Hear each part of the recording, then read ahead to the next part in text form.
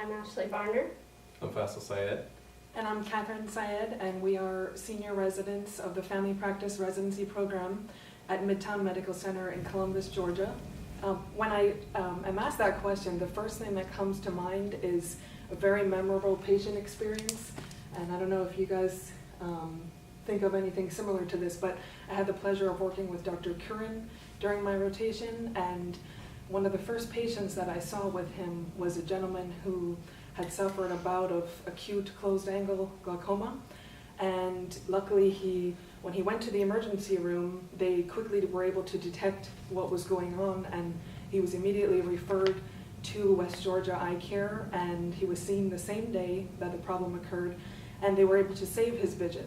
So I was able to see him at his first follow-up visit, and he was just so happy and grateful for his experience. And it was an amazing thing. And for us in primary care, we're the ones who are going to be seeing these things, most likely either in the emergency room or an urgent care setting.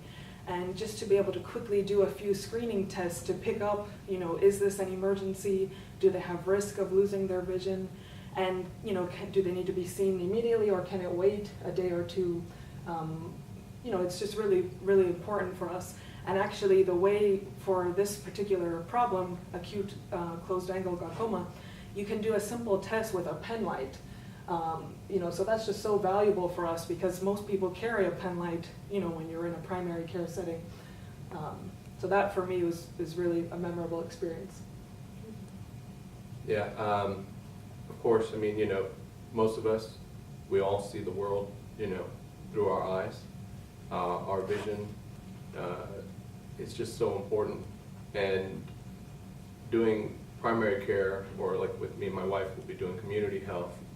The experience over here, seeing all the different kinds of pathologies and just the systematic, organized approach to whatever problem, working with also so many different physicians here, I just think it just helps you build that confidence, especially in this time when we're training, and just overall it just makes you a better physician.